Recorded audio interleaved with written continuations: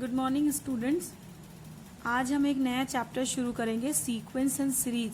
Sequence and series है, हिंदी में से कहते हैं अनुक्रम। सीक्वेंस है अनुक्रम और सीरीज को कहते हैं श्रेणी। ठीक है, सीक्वेंस एंड सीरीज या अनुक्रम और श्रेणी। पिछले चैप्टर में हम लोगों ने सबसे पहले परम्यूटेशन कॉम्बिनेशन पढ़ा था। परम्यूटेशन कॉम्बिनेशन में हम एनपीआर और एनपीसी की वैल्यू एनपीआर और एनसीआर की वैल्यू निकालना हम लोगों ने सीखा था। और फिर एनसीआर की मदद से, कॉम्बिनेशन वाले फॉर्मूले की मदद से हम लोगों ने बाइनोमियल को, मतलब ऐसे अलजेब्रिक एक्सप्रेशन जिसमें सिर्फ दो टर्म होते हैं, इनका एक्सपेंशन या प्रसार करना सीखा था। अब हम देखेंगे कि अगर दो से ज़्यादा टर्म हैं तो उनकी सीरीज कैसे बनती है। सबसे पहली बात कि सीरीज क्या, सीक्वेंस क्या होता है या अनुक्रम क्या होता है। अनुक्रम या सीक्वेंस हम कहते हैं कि अगर हम कुछ ऑब्जेक्ट्स को या कुछ संख्याओं को एक निश्चित क्रम में लिखें। निश्चित क्रम में सपोज करो कि हमने क्लास में एक सीक्वेंस बनाया कि जो बच्चा फर्स्ट आया है वो सबसे पहले खड़ा होगा, जो सेकंड आया है वो उसके बाद खड़ा होगा, थर्ड आया है वो उसके बाद खड़ा होगा। ठीक है, ये मैंने क्लास में बता दिया तो सारे बच्चे उसके अकॉर्डिंग ही खड़े हो गए। अब जब मुझे ये पता है कि बच्चे अपने परसेंटेज या अपने रैंक के अकॉर्डिंग खड़े हैं, तो अब किसी भी बच्चे को अपनी रैंक बताने की ज़रूरत नहीं है।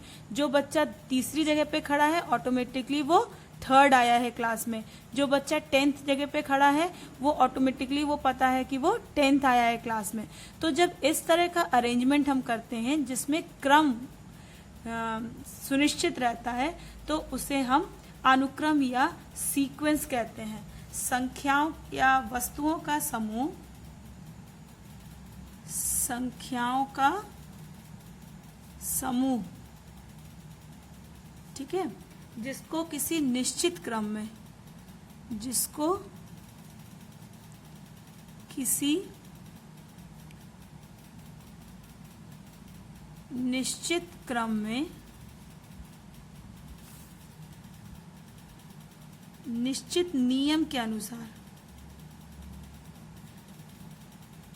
निश्चित नियम के अनुसार व्यवस्थित किया जाए, व्यवस्थित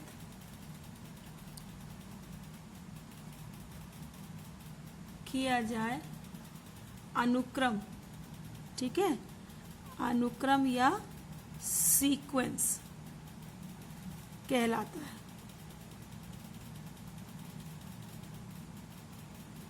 तो सीक्वेंस समझ में आया कि अगर हम एक निश्चित क्रम में लगाते हैं नंबर्स को तो उन्हें हम सीक्वेंस या अनुक्रम कहते हैं।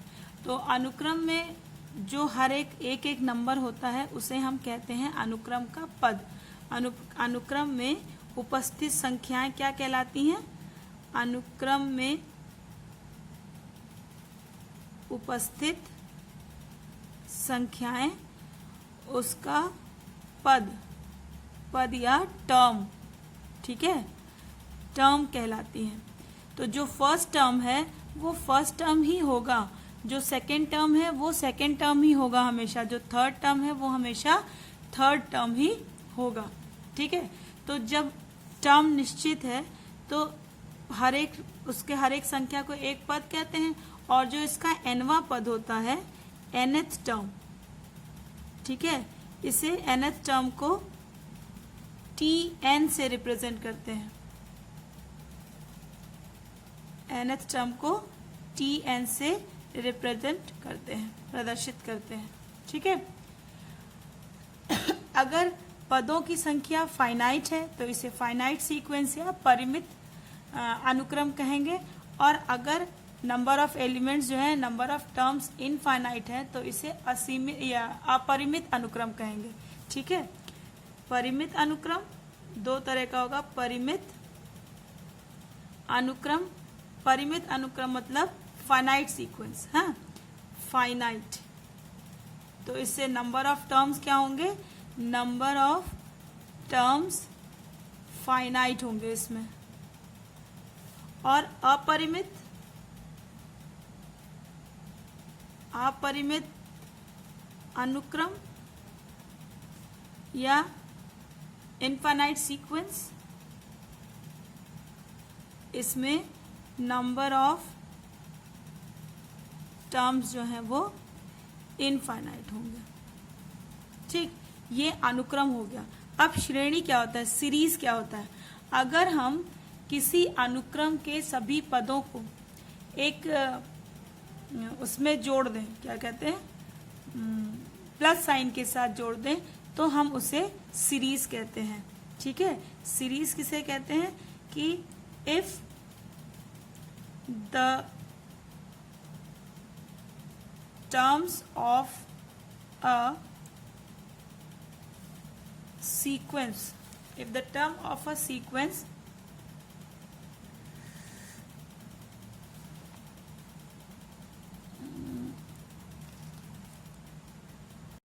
if the terms of a sequence are connected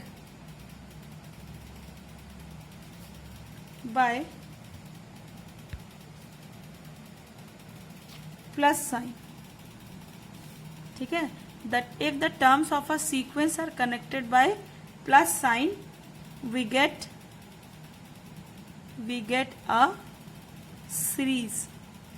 ठीक है, क्या होता है कि अगर हम सीक्वेंस के टर्म्स को प्लस साइन के साथ एक दूसरे से कनेक्ट कर दें, मतलब जोड़ दें, तो हमें जो सम मिलता है ना, उसे हम कहते हैं सीरीज। ठीक है, अब इस सीरीज को अगर हम एक निश्चित रूल से बनाएं, if a series follow a definite rule then it is called a progression या श्रेणी। जैसे आपने समांतर श्रेणी पढ़ी होगी ना क्लास 10th में, अर्थमेटिक प्रोग्रेशन। तो अगर हम if a series follow some certain rule, ठीक है, rule, then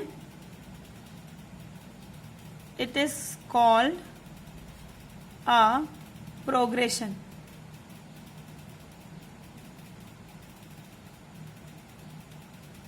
प्रोग्रेशन या इसे हिंदी में कहते हैं श्रेणी। बच्चों, इन दोनों में फर्क है, सीरीज श्रेणी और प्रोग्रेशन श्रेणी। ठीक है, तो फिर से एक बार हम रिवाइज करते हैं कि अनुक्रम क्या होता है। जब हम संख्याओं के समूह को किसी निश्चित रूप में रखते हैं तो उसे हम सीक्वेंस कहते हैं। इस सीक्वेंस में हर एक संख्या जो है वो एक पद कहलाता है। ठीक है, अब अगर हम इन पदों को प्लस साइन के साथ कनेक्ट कर दें, प्लस साइन के साथ जोड़ दें, तो हम उसे कहते हैं सीरीज। अगर कोई सीरीज किसी पर्टिकुलर रूल को फॉलो करता है तो उस सीरीज को, उस श्रेणी को हम श्रेणी या प्रोग्रेशन कहते हैं। जैसे सबसे पहला आपको जो पढ़ना है वो है, आपने शायद 10th में पढ़ा भी होगा, समांतर श्रेणी, अर्थमेटिक प्रोग्रेशन या एपी, है ना। इसमें आपको जीपी भी पढ़ना है, गुणोत्तर श्रेणी भी पढ़ना है फर्स्ट ईयर में। एपी क्या होता है कि अगर हमें पहला कोई भी हम अननोन टर्म ले सकते हैं, ठीक है, फिर अगला टर्म जो है वो किसी निश्चित नंबर डी को जोड़ने पर मिले, हर अगला टर्म डी जोड़ने पर मिले, तो इस तरह से जो सीरीज बनती है उसे हम अर्थमेटिक प्रोग्रेशन कहते हैं। अब देखो इसमें क्या है कि सीक्वेंस ये है, क्योंकि पहला पद ए, दूसरा पद ए प्लस डी, तीसरा पद ए प्लस 2d है। ए प्लस 2d तुम्हारा दूसरा पद नहीं हो सकता, ये तीसरा पद ही होगा। ऐसे ही ए प्लस डी जो है ये दूसरा पद ही होगा और ए प्लस 2d हमेशा तीसरा पद ही होगा। तो यहाँ पे एक निश्चित क्रम में नंबर्स को रखा गया है, तो इसका मतलब ये सीक्वेंस है। इनके बीच में ये प्लस की साइन लगी हुई है, इसका मतलब ये सीक्वेंस एक सीरीज है। और ये सीरीज किस नियम को फॉलो कर रही है कि हर एक टर्म अपने पहले वाले टर्म में एक निश्चित नंबर डी जोड़ने पर मिल रहा है, तो ये निश्चित रूल को फॉलो कर रही है, इसलिए हम इसे प्रोग्रेशन कहते हैं। समांतर श्रेणी या अर्थमेटिक प्रोग्रेशन। तो अनुक्रम, श्रेणी और श्रेणी मतलब सीक्वेंस, सीरीज और प्रोग्रेशन, इन तीनों को हम कैसे डिफाइन करेंगे कि संख्याओं के निश्चित क्रम में लगे हुए समूह को हम सीक्वेंस या अनुक्रम कहते हैं। अगर अनुक्रम के सभी पदों को प्लस की साइन से जोड़ दें, कनेक्ट कर दें, तो उसे सीरीज कहते हैं। और अगर कोई सीरीज किसी निश्चित रूल को फॉलो करता है तो हम उसे प्रोग्रेशन कहते हैं। ठीक है, अगर दिया हुआ हो कि किसी अनुक्रम में, एक एग्जाम्पल लेते हैं कि किसी अनुक्रम में है, किसी सीक्वेंस में nth टर्म दिया है, nवां पद क्या होता है tn, nth टर्म दिया है 2n+3। ठीक है, तो इसके प्रथम 4 पद निकालने हैं। प्रथम 4 पद क्या होंगे? अब यहाँ पे ये जो n है ना, ये पदों की संख्या को, पद की संख्या को रिप्रेजेंट कर रहा है। तो अगर हमें पहला पद निकालना है मतलब t1, तो t1 कितना हो जाएगा 2n+3 है यहाँ पे, तो पहला पद हो जाएगा 2 × 1+3, जहाँ जहाँ पे n था वहाँ पे हमने 1 लिख दिया। तो t1 पहला पद हो गया 2 + 3 = 5।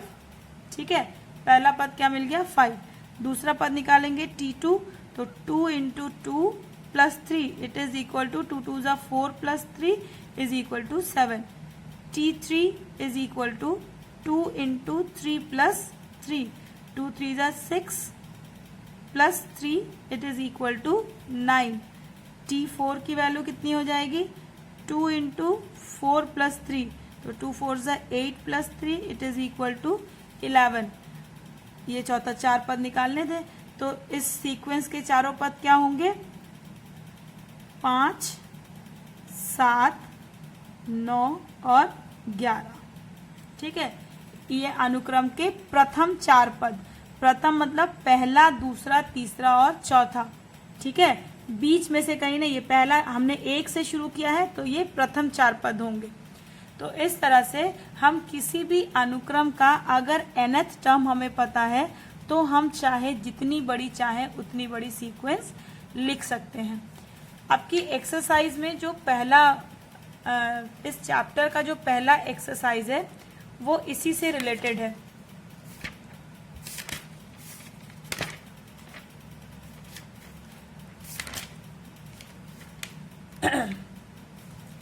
नाइन 9.1 कि 1 से 6 तक के अनुक्रमों में प्रत्येक के प्रथम 5 पद लिखिए जिनका n1 पद दिया है। पहला एक्सरसाइज इट इज 9.1, पहला ही क्वेश्चन इसमें दिया हुआ है। 1 से 6 तक सभी क्वेश्चंस में ऐसे ही निकालना है कि अगर nth टर्म को यहाँ an से लिखा है, an is equal to n × n+2 है, तो इसके 5 पद लिखने हैं। तो 5 पद हम लिखेंगे। पहला a1 is equal to 1 × 1+2, it is 1 + 2 3 और 3 × 1 3। दूसरा पद क्या हो जाएगा 2 × 2+2, तो 2 + 2 4, 4 2 = 8, तो अगला टर्म हो गया 8। a3 is equal to 3 × 3+2, it is equal to 3+2 कितना हो गया 15, sorry 3+2 5, 5 3 = 15। a4 is equal to 4 × 4+2, it is equal to 4 + 2 हो गया 6 और 6 4 = 24। a5 is equal to 5 × 5+2, 5 + 2 7, 7 5 = 35। ठीक है, तो ये आपकी सीक्वेंस आपका ये बन गया। सीक्वेंस के पहले 5 पद क्या होंगे, अनुक्रम के पहले 5 पद हो गए 3, 8, 15, 24 और 35। ठीक है, इस तरह से आप n की वैल्यू 1 2 3 4 रखते जाइए और आपको जितने चाहे उतने पद आप इसके निकाल सकते हैं। इन्हीं सीक्वेंसेस, इन्हीं नंबर्स को अगर हम प्लस साइन के साथ कनेक्ट कर दें तो वो क्या बन जाएंगे, वो सीरीज बन जाएंगे। क्वेश्चन नंबर 7 to टर्म में nवा पद दिया, लिखा है 7 से 10 तक के अनुक्रमों में प्रत्येक का वांछित पद ज्ञात कीजिए जिसका nवा पद दिया गया है। क्वेश्चन नंबर 7, nवा पद an इज इक्वल टू दिया गया है 4n माइनस 3 और इसमें निकालना है आपको a17 और a24, इन दोनों की वैल्यू लिखनी है।